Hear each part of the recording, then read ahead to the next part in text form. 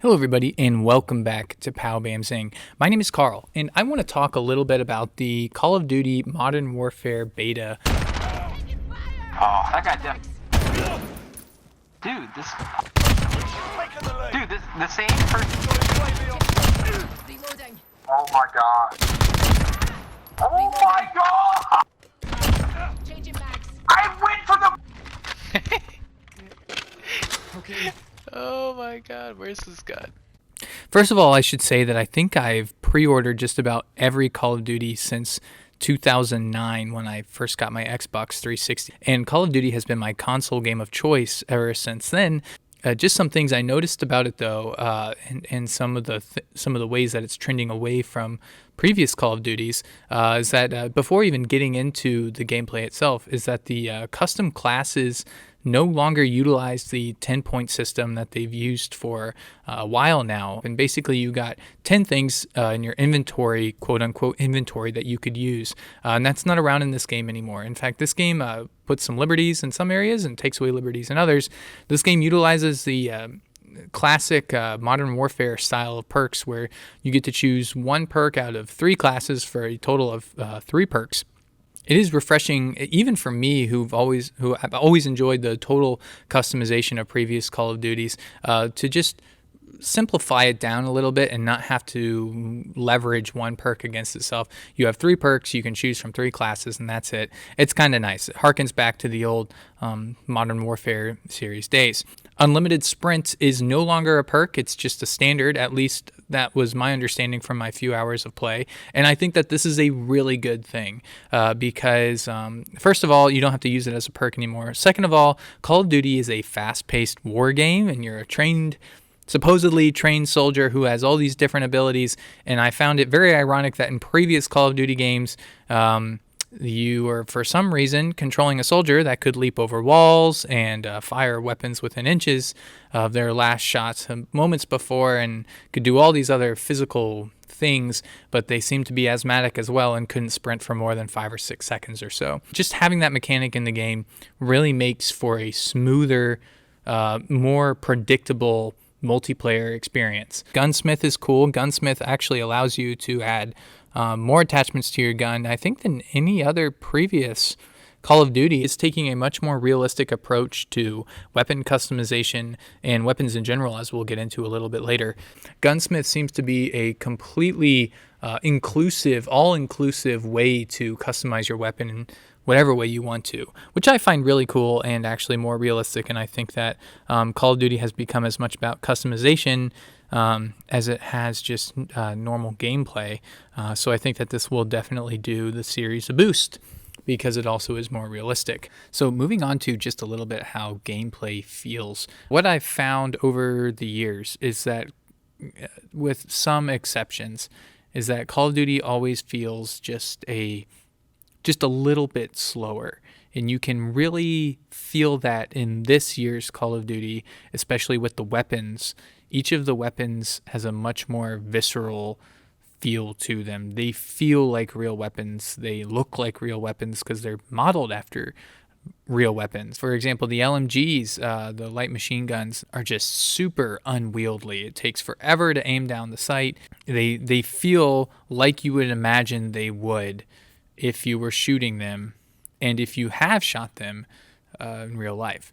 So that's cool. The recoil is definitely more considerably amped up compared to previous Call of Duty games. The recoil actually is more akin to a Battlefield game than it is old Call of Duty games. I mean, the guns shake.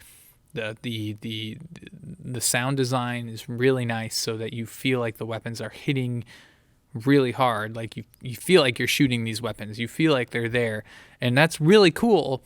However, it does make competitive play a little bit more challenging, because when you throw in heavy recoil, when you throw in realistic variables, it takes away that neutral, sanitary atmosphere that competitive gaming requires to make it an even playing field for everybody. You can feel the smoothness in a game when you play it. Games like Overwatch, they're very clean games. They're very smooth running games, versus a game like Battlefield, where different things are always being destroyed. You have weapons that are very realistic, and everything's meant to feel very gritty. And this year's Call of Duty kind of errs on the side of being gritty more than competitive, if that makes any sense. Classes are actually useful for their intended purpose. Submachine guns lose damage considerably over distance. Light machine guns take forever to aim and have immense recoil, but they're very powerful. Snipers are extremely effective, at least the one that I was only able to test one in the beta so far. They're very effective, but they're also very slow. Aiming down a sniper in this game is extremely laggy. Laggy in the sense of feels like you're wielding a, well, unwieldy and heavy, awkward gun. Call of Duty, once again, erring on the side of realism. You're not going to be running around with a 50 caliber BMG sniper rifle.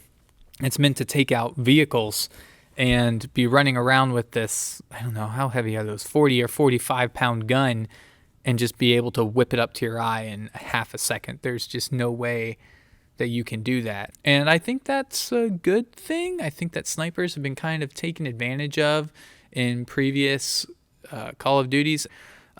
Movement also seems heavier, and if you're used to games like Apex, and if you're used to previous Call of Duties, sliding it's very slow. Maybe you might use it, like if you're just trying to get into a doorway and someone starts shooting at you and you need that last foot and a half to get in. Does not have a great argument for itself, in my opinion, in this game. Something else I thought was interesting is the ability to open doors. You can open and close doors in this game. It's much like Battlefield 5 is, where you can open a door, you can close it. You can't destroy doors in this game, as far as I know. I don't think I purposely threw a grenade at one. They can get a little obnoxious sometimes, because if you're running, let's say they have double doors sometimes. If you're running past a double door and it's already open, sometimes it makes the noise as if it's being opened, and they slam open. The noise is ridiculous. Like if you run through a door in this game, it just slams open, and anybody inside that house, if they're upstairs or downstairs around a corner, would obviously be able to hear it. I heard other people doing it, and it's obnoxious. Now you can slow open doors, but the slow open noise isn't that much quieter than the fast open, kick the door in like you're breaching it or something like that. So there's not really if you're going to open a door into a building that you know enemies are going to be in there, you might as well just slam it open. There's no point in sneaking in, because the door makes the obnoxious noise either way. I'm on a mixed position about doors in this game. I probably wouldn't be so if they didn't have other doors that you couldn't open in the maps at all. There are some doors that you can and some that you can't. So they're pretty obvious which doors that you can open, but in the heat of a moment, if you're trapped at a wall and it's got a door and you're trying to get somewhere, you might turn toward it and just try to open it or run through it just because you think it might. And obviously after map memorization and everything like that, you'll get better familiar with what you can and can't. But it takes you out of the immersion a little bit when there's some places that you can get into and some places you can't. It's like, well, why can't I get in this building? I would be able to live if I had gotten into this building. So I wish that if they either need to make all the doors openable and all the buildings on a map accessible, or they need to make none of them accessible. Same thing with being able to climb on top of objects. Some objects you're able to climb on top of, and then there's other objects that are either just out of, like, they made it just out of your climbable reach, or they're not able to be accessed at all. And that was another issue. Playing other games, I feel that it's important that you make your map universally accessible if you're going to make some things be able to have been done and not other things. It needs to be universally accessible, the whole map. So if you can climb on this air vent over here, you should be able to climb in this air vent on the other side of the map or right next to it. There shouldn't be any disparity between the two, because it makes it awkward and it takes you out of the realism of the game, in my opinion. And I also think that other games have done it to a point where you want that complete freedom to be able to maneuver however you want to around the enemy, because then you feel like the game is cheating you into forcing you into decisions that you don't want to make. Yeah, that's just how I feel. I've been playing Apex a lot lately, so maybe, and you can climb on everything on Apex. You're like, you can climb on basically anything in Apex, but it's really nice. It's really nice to be able to know that you can get out of a situation if you need to, or approach a kill situation in any way that you want to, and the game is not forcing you to do something that you don't think you should be able. That the game's not forcing you to do something that you think is within your realm of accessibility, but you can't do it because, for whatever reason, the devs decided they didn't want you to mount up on this porta potty right here, or whatever happens to be in that spot. The devs didn't want you on it, so you're not allowed on it, regardless of whether you think you're in shape SEAL team operator would be able to climb on it or not. So that's what I think. I wish that they would add a little bit more accessibility universally across all the maps in this game. I think it would do it good. ADS movement has increased, so aiming down sights movement is much faster than it was in previous Call of Duties, which is probably more realistic. The jury in my mind is still out on whether or not this is a good thing and how I can utilize it to my advantage, but I am the kind of person who likes to move as quickly as possible until I see a bad guy, take him out, and keep on moving. So something I think that we're going to see a lot of is, especially on close quarters maps, where there's a lot of corners and stuff, is that people are going to be just generally moving around aiming down their sights, and they have that instant advantage on the person who is running and gunning, like you might be used to for previous Call of Duties. Let's see, what else? Oh, they've added a 3 or so second delay to deploy when killed. And what kind of happens is the camera zooms out to the whole map after you die if you don't want to watch your kill feed. And it doesn't seem like a lot, but I've timed it, and I think it was from the moment you die, instantly skipping the kill cam. So just so you don't want to watch the kill cam, you just want to get back in the action as fast as possible. It's 5 seconds, a pretty clean 5 seconds from the time that you die to the time that you get back, you're actually running with your gun again. It's 5 seconds, which doesn't seem like a lot. However, you're going to die a lot. You're going to die a lot using guns you're not used to. You're going to die a lot trying to get achievements for stuff that you're not used to. And if you die 12 times in a game, in a team deathmatch game that lasts for 10 minutes, at 5 seconds per respawn, that's a minute that you're missing of that game. You're missing 10% of the whole game if you die 12 times trying to give achievements or whatnot. And that's 10% of a game that I could be playing otherwise if that whole unnecessary zoom out and then redeploy wasn't there. And if it's for the reason that it gives the enemy team a ability to recoup or whatnot, it doesn't make sense in team deathmatch anyway, where something like capture the flag, where that's actually a tactical advantage. But whatever reason that it gives you an advantage of getting right back into the game, which I don't know why it would, it's lost because you can see the live map as you're zoomed out. For 2 or 3 seconds, you can have a bird's eye view of the battlefield, and I've actually seen enemy players running around on the battlefield, saw where I zoomed, and then ran to that spot behind them because I saw them on the map as it zoomed out. And that's not fair. It's not fair to them. And it's not fair to them. It's not fair to me when it happens. I don't want other people getting unfair. I don't want people to get an unfair advantage just because I killed them to have like a 2 or 3 second, essentially bird's eye view live UAV of the battlefield with me on it and where I am.